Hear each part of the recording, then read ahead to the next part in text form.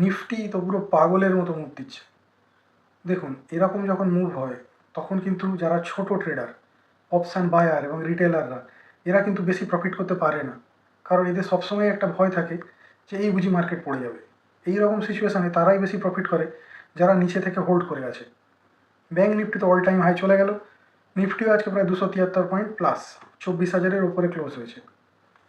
পুরো ওয়ার্ল্ড মার্কেটের sentiment positive, ইন্ডিয়ার মার্কেটের সেন্টিমেন্ট একটু বেশিই যেন পজিটিভ। তো এখানে তো সেল ট্রেড করার কথা ভাবাই উচিত নয়, ঠিক আছে। এখানে একটাই স্ট্র্যাটেজি হয়, buy on dips. Normal buy কিন্তু নয়, যে পজিশন আছে ওই পজিশনে বাই করবে না, বাই অন ডিপস। একটু নিচে নামলে বাই করবেন, যাতে কি হয় যে মার্কেট যদি বাই চান্স নিচে আসে তাহলে স্টপ লসটা যেন একটু কম হয়। এবং 24,000-ই হচ্ছে এখন সাপোর্ট লেভেল, রেজিস্ট্যান্স কিচ্ছু নেই। 24,000 সাপোর্ট লেভেল, 24,000-এর ওপরে ক্লোজ হয়েছে মানে এখন আপ সেন্টিমেন্ট বজায় আছে। 24,000-এর নিচে যদি নামে তাহলে হয়তো 23,000 থেকে 24,000-এর মধ্যে ঘোরাঘুরি করতে পারে। এখান থেকে একটাই প্রবলেম যেটা হতে পারে সেটা হচ্ছে প্রফিট বুকিং। যদি যারা এফআইআই এবং ডিআইআইরে তো ইন্ডিয়ান মার্কেট ফিরে এসেছে এবং এরা যদি প্রফিট বুকিং করতে শুরু করে তখন মার্কেট একটু নিচে আসতে পারে।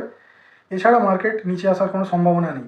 আগামীকাল 22 তারিখ মঙ্গলবার একটাই স্ট্র্যাটেজি, সেটা হচ্ছে বাই অন ডিপস। যেহেতু গ্যাপ আপ ওপেন হচ্ছে এবং তারপরেই উঠতে শুরু করছে, ছোটো ছোটো ট্রেডাররা কিন্তু ঢোকার সুযোগ পাচ্ছে না। অনেকে বলছে প্রফিট হচ্ছে, এই হচ্ছে, কিন্তু ছোটো ছোটো ট্রেডাররা ঢোকার সুযোগ পাচ্ছে না।